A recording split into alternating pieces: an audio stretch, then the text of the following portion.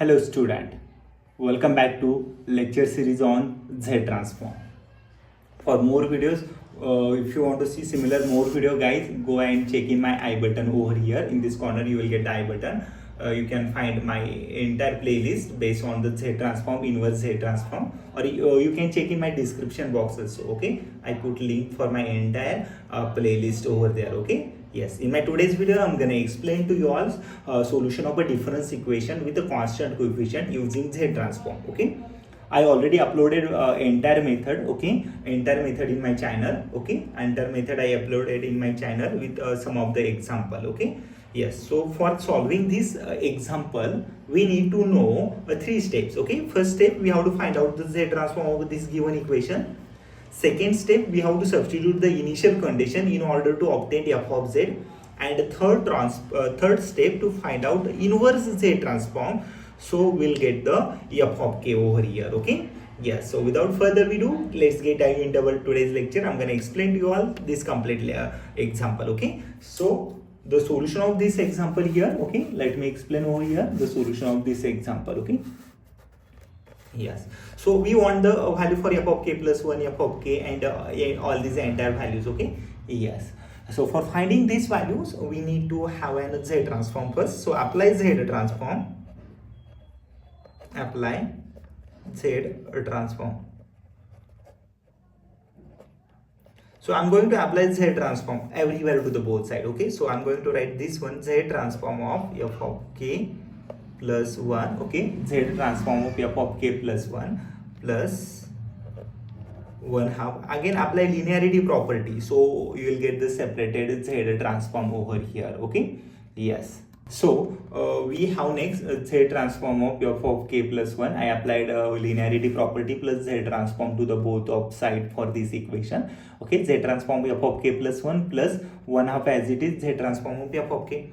Okay, Z transform of f of k. Okay, this one is the Z transform of f of k plus Z which is equal to Z transform of, which is equal to Z transform of 1 by 2 raised to k.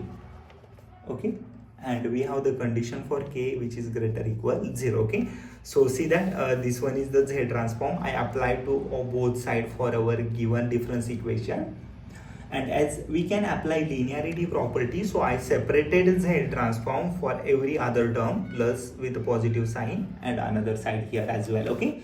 Yes, so let's go for substitution of the value for Z transform that we learned in our last lecture. Okay, so we know that Z transform of f of k plus 1 can be written as Z into f of z. Okay, Z into f of z minus Z into f of 0. Okay, this one is our Z transform guys. Okay, so that one we are going to apply for our solution. Similarly, put the value for Z transform of f of k, which is f of z minus plus, okay, 1 half outside here. Okay, this bracket complete for understanding. Okay, 1 half outside here. Z transform of f of k, we know that f of z, and Z transform of a raised to k, whenever k greater than 0 we write Z upon Z minus a. Okay, this one is the standard result we learned so many times. Okay. Yes, so that one I applied here. Okay, so take f of z common from here. F of 0 is a 0, so this term gives us the value 0 over here. Okay, this term goes to 0, that means Z f of z plus 1 by 2 f of z. Okay. Yes, so we take Z plus 1 by 2 into f of z, which is equal to Z upon Z minus 1 by 2. Okay, now see that what I have received here from this step. This one goes to 0. Z f of z plus 1 by 2 f of z. I take an f of z outside here, Z plus 1 by 2 inside here. So Z minus 1 by 2, it is to the right hand side. Okay. Yes, so as I want the only f of z, take it to the other side. So this is a multiplicand here, it become denominator then. Okay, f of z can be written as Z upon Z minus 1 by 2 on next bracket Z plus 1 by 2. Okay, plus 1 by 2, and this complete. Okay. Yes, this one is our required f of z here. Okay. Yes, so by applying partial fraction we can easily find out the z transform for this function. Okay, you all can do that guys, but let me find, okay, as we are solving this one. Okay, now so this one can be written as, I'm going little faster guys, okay, because you all are familiar with this one, z upon z minus 1 by 2 multiplied by z plus 1 by 2. Okay, multiply these two 1, okay, which is equal to, I'm going to write, okay, a upon z minus 1 by 2, okay, plus b upon z plus 1 by 2. We are applying only the one formula for partial fraction in our entire chapter. Okay, yes, so a upon z minus 1 by 2 plus b upon z plus 1 by 2. So multiply cross throughout and cancel the term. We get the value z, which is equal to z plus 1 by 2 into a plus z minus 1 by 2 into b. Okay, that denominator multiplied here and cancel with here. Okay, so consider the value z minus 1 by 2, a will get 0. Put z, which is equal to minus 1 by 2. Okay, z minus 1 by 2 over here, so that we can write a 0. Okay, so minus 1 by 2, which is equal to 0 plus 1. So minus 1 by 2 minus 1 by 2, we write minus 1 by 4. Okay, b. Okay, minus 1 by 2 minus 1 by 2 minus 1 by 4 into b. Okay, yes, so minus 1 by 4, it is multiplicand here, take it to the other side. Okay, so we get that one as a minus 4 divided by minus 2. Okay, which is equal to b. So b get it here 2. Okay, so I got the b2. Okay, so I received b2. Similarly, find out the value for a, making b 0. Okay, put z, which is equal to 1 by 2, so that we will get the b 0. Okay, put z, which is equal to 1 by 2.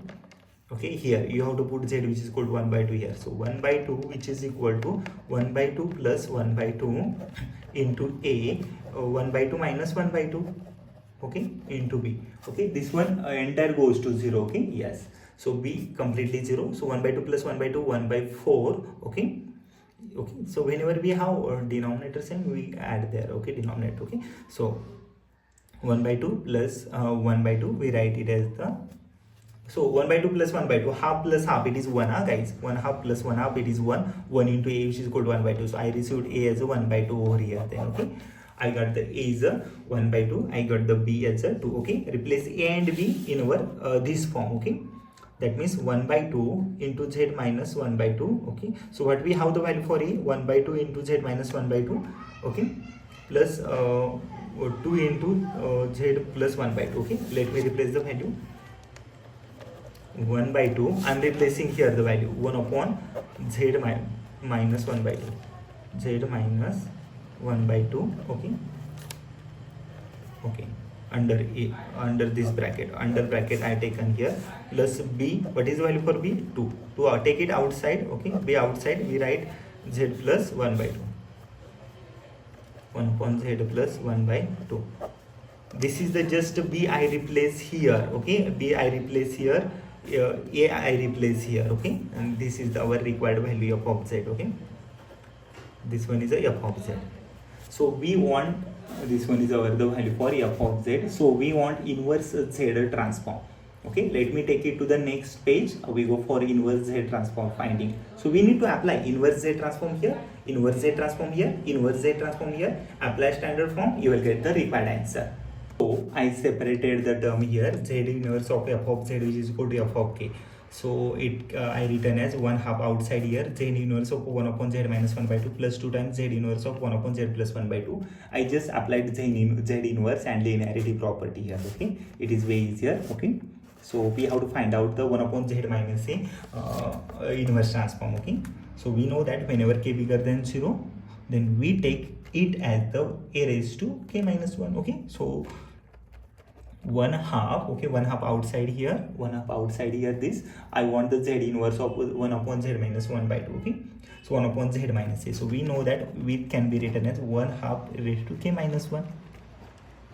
1 half raised to k minus 1. Okay, 1 half multiplied by 1 half raised to k minus 1 as the z inverse transform for this, plus 2 times. Okay, I want the z inverse transform 1 upon z plus 1 by 2. Okay, when k smaller goes to 0. Okay, so we write 2 times under bracket minus 1 half, okay, raised to k minus 1, and bracket complete. This is the sequence f of k. Okay, and this one is our required answer, guys. Okay, see that how easy solution it is. Such examples are coming for 4-5 marks in your university question paper, guys. Way easier, don't have anything, need to remember 3 to 4 formulas only, and plus need to apply standard result. Okay, so you'll get the directly answer for our question. Okay, I hope you all have understood my today's entire lecture, guys. This one is the last lecture for our the inverse Z transform, and actually it is the last lecture for solution of a difference equation, okay, with constant coefficient using Z transform.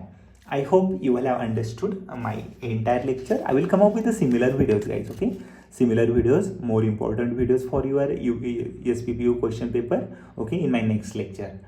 So I feel that that is okay for our today's lecture. I hope you all have understood everything here in my today's class. Even after, if you found anything difficult, guys, let me know in my comment section. I will come up with the similar videos. So thank you everyone. Thank you for my today's lecture.